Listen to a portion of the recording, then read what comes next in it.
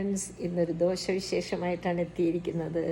ഇത് നമ്മളുടെ നാട്ടിൽ നിന്ന് കൊണ്ടുവന്നാണ് മുരിങ്ങയില പൊടിച്ചത്. എന്താ ചെയ്യാൻ പോണേന്നോ, ഉച്ചയ്ക്ക് ഇതേ മനോജിന് ലഞ്ച് വേണം, ദോശ മതി എന്നാ പറഞ്ഞാൽ അതിൽ ദോശമാവിൽ മുരിങ്ങയില പൊടി ഇട്ടു. ചട്ടിയിൽ ലേശം എണ്ണ സ്പ്രേ ചെയ്തു. ഇതാണ് അവക്കാഡോ ഓയിൽ സ്പ്രേ ആണെന്ന് ഞാൻ യൂസ് ചെയ്യുന്നത്. ആ ദോശമാവ് ഒഴിച്ചു കഴിഞ്ഞു. ഇതാ ബബിൾസൊക്കെ വന്നു, പൊട്ടുന്നു. ഇതാ ദോശ നമുക്ക് മറിച്ചിടാം. ഇനിയിപ്പോൾ എണ്ണ വേണ്ട, ഏതെങ്കിലും ഒരു പുറത്ത് മതി. ചില സമയത്ത് ഞാൻ പുറത്താണ് സ്പ്രേ ചെയ്യുന്നത്. മനോജ് എത്തിക്കഴിഞ്ഞു. മനോജിനപ്പം പൊടി മതി എന്ന് പറഞ്ഞു. കണ്ടോ, ആ ദോശയൊന്ന് കാണിക്കാം മനോജ് നമുക്ക്. ഇതിൻ്റെ മറ്റേ പുറം കണ്ടോ, കണ്ടോ, മുരിങ്ങ ഇലയും കൂടി ഇട്ടിരിക്കുവാണ്. ഹെൽത്തി ദോശ ഫോർ അവർ മനോജ്.